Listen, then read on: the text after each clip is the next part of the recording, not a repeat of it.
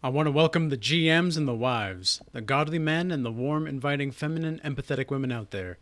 Today I want to talk about why God's people will always have a rocky road in front of them. And even though the rocky road is actually going to be prosperous down the line, it is also going to be the case that for most of our experiences, in order to get anything in this life as God's people, it's going to be very, very difficult to get those things.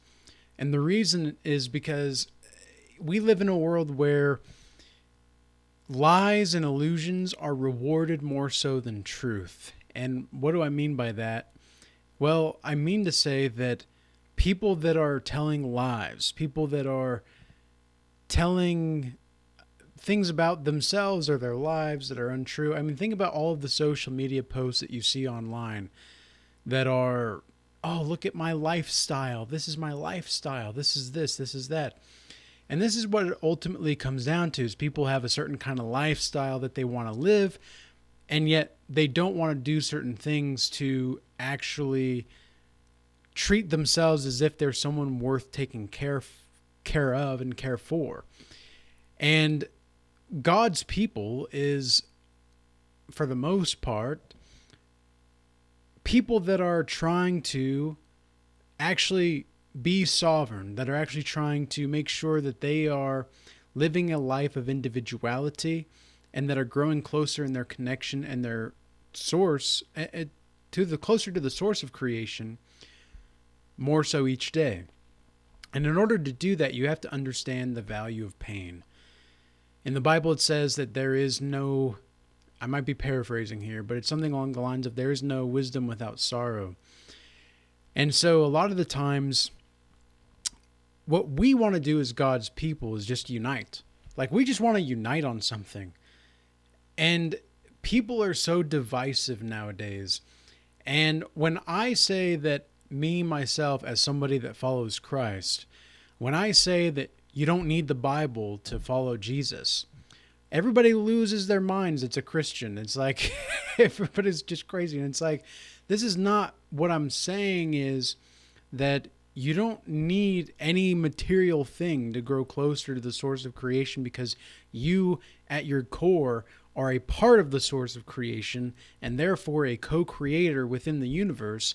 And as a byproduct of being a co-creator in the universe, you're going to be somebody that can create and manifest whatever it is that they truly desire in this life. Now, I do not use the term manifest very lightly, okay? Because there's a lot of crazy astrology type women out there, or like these wishful thinking men that's like, oh, well, I'm just going to manifest it into existence.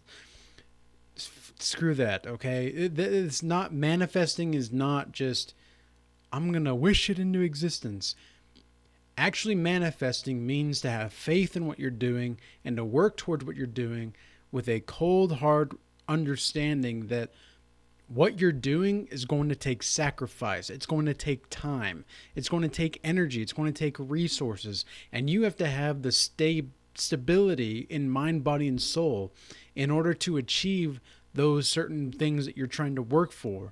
But in order to have that stability, you must have faith, because in the Bible it says we, God's people, walk by faith, not by sight. Sight, our senses, what we hear, what we smell, can be deceiving sometimes. There are some things in this world that seem invisible, but are actually always there. For example, if you could be looking at me in the most high-tech form way that we could possibly understand, you'd be looking at me right now, not through a screen, but you'd be seeing photons, you'd be seeing electrons, protons, you'd be seeing all of these different weird things that exist in the world and in the realm of science, that you would be under the impression and under the guise that I am something that is much more deeper than just a human being here on the surface.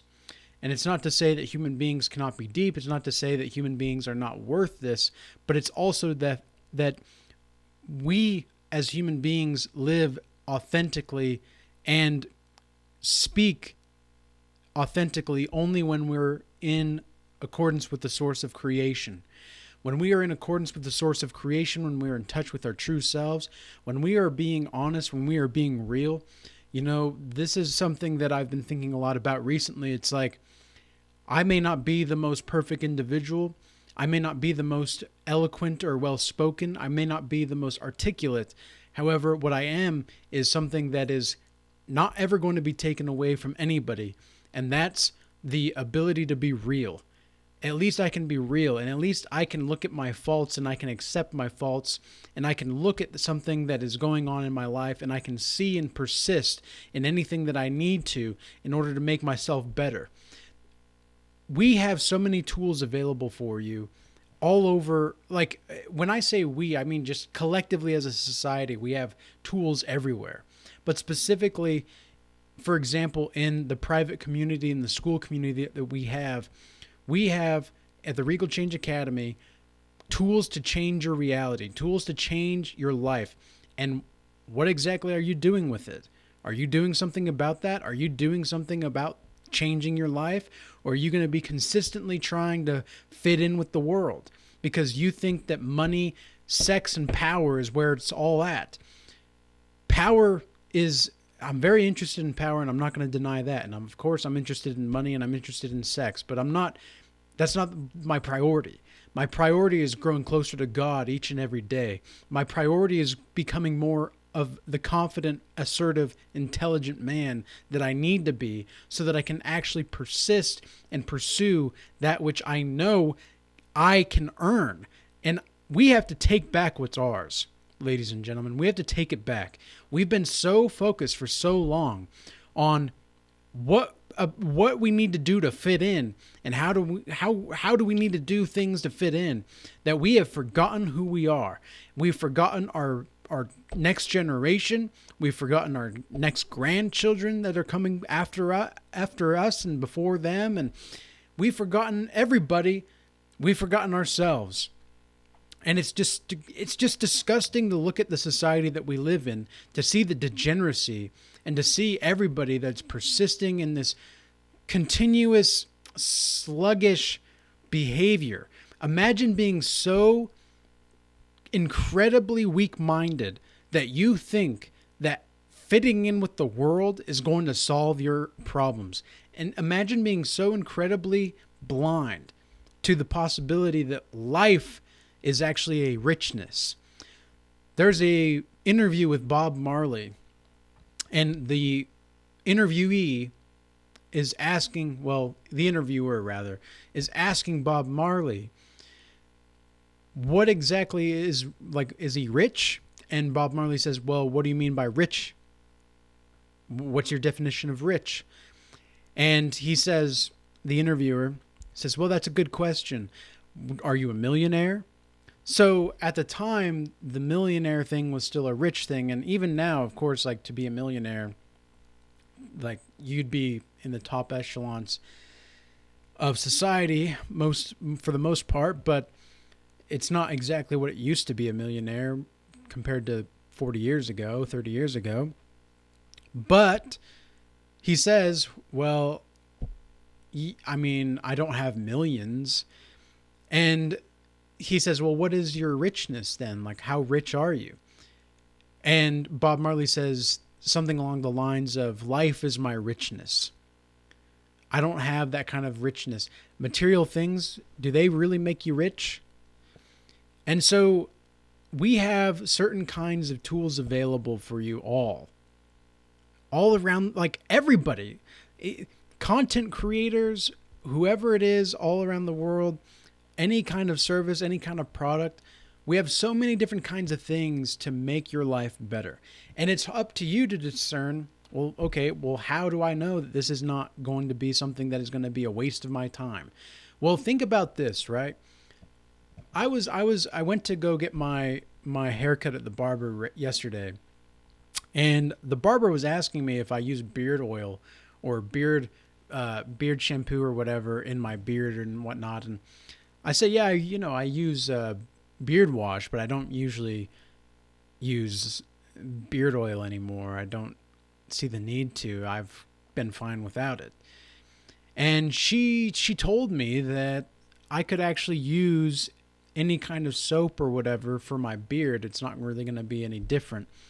And I thought to myself, well, wait a second. Well, why is that? I thought that the skincare would be different. Is that not the case? And she kind of whispered in my ear, and she's like, it's just marketing.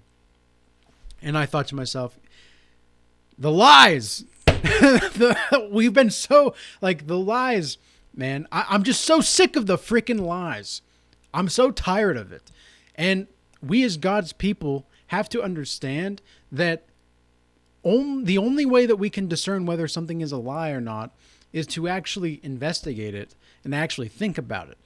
I never thought about this beard oil or beard wash or whatever. I just didn't really use beard oil because I never found a need for it. And I only wash my beard out like once every week or two.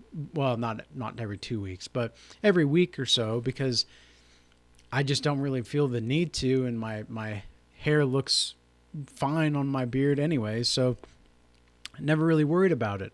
Now, of course, it's different from my actual hair because I'm like pretty sweaty and such from the gym, but for my beard, I never really did that because I thought the skin was just different than the skin on top of my scalp. Now, is this true? I don't know. I'll have to do more research on this, but I've never felt like it was. I never felt like it wasn't true necessarily anyway. I never felt like washing my beard with beard soap would be a bad thing, but it makes sense, right? It's all a marketing scheme, and I'm just sick of the lies. I'm just so sick of the lies.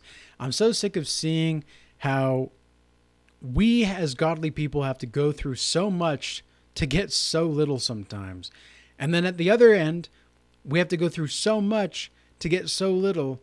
And then if we're just grateful for that littleness that we do have, then it automatically multiplies because God values gratitude. If we do not have gratitude and appreciation for that which we already have, we're not going to get anything that we actually really want down the line.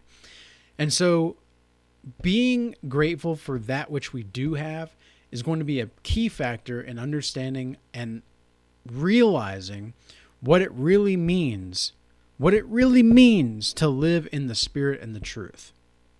So with that being said, guys, I hope this message was useful and insightful. I felt a little bit more vigor throughout this